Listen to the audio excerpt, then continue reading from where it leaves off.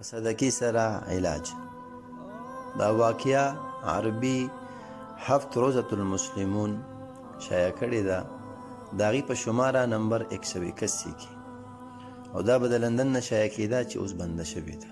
په هغې کې یو واقعه ده د شام یو اوسیدونکي ډاکټر عیسی مرزوقي چې د پیشې په اعتبار سره دا یو ډاکټر او د دمشق په یو هسپتال کې کار به یې کوه.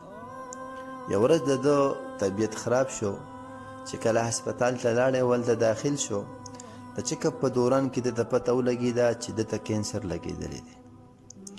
ملګرو ډاکټرانو د علاج شروع کو او ډاکټرانو یو ټیم د ده په دې کیس باندې خصوصي توجه دا ورکوله.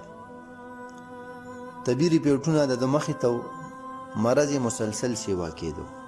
د بورډ رای مطابق د یو څو هفتو مېلمه و. د هلک ځوانو واده لا نو شوې، کویدنې شوې وه. منګېدر ته وله خلکو وی چې دا کویدن دې ماته که، ځکه ستا کېدو والا خاوند هغه ته کینسر دی. خو هغې به په سختۍ سره انکار کو چې ته دا کویدن نه ماتو. ډاکټر عیسی مرزوقي د نبي علیه السلام یو حدیث دا لوستلی چې امام ابو داود رحمه الله په مراسیل کې او امام البانی رحمه الله صحیح الجامع کې دا نقل کړی دی. نبی علیه السلام فرمایي داوو مرضاکم بالصدقه، تاسو د خپلو مریضانو علاج په صدقې سره وکړئ. یو ورځ د مایوسۍ په عالم کې ناستو چې ناڅاپه ورته دا حدیث یاد شو.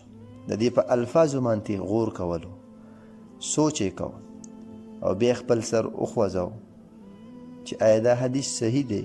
که چېرته صحیح وي نو خپل د دې مرض علاج په صدقې سره کول پکار دي، ځکه دنیاوي علاجونه دا مې ډېر زیات وکړل.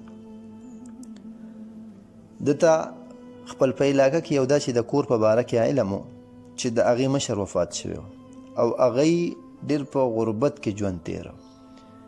د بیمارۍ په حالت کې عیسی مرزوقي نه چې څومره پیسې ورسره هغه ته ختم شوي وي، هم معمولي رقم ورسره پاتې و.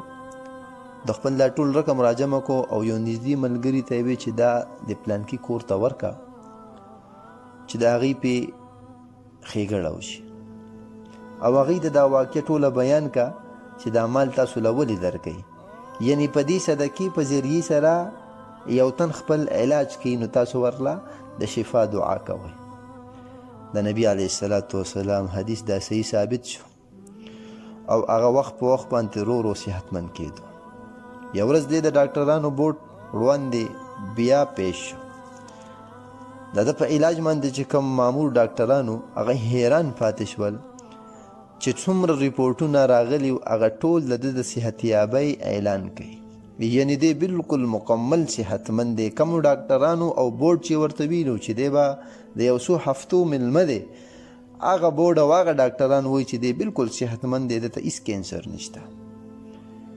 دو هغې بورډ والا او هغې ډاکټرانو ته ووایي چې ما د نبي علیه السلام په یو حدیث باندې عمل کړی او زه مکمل صحتمند یم، تندرست یم.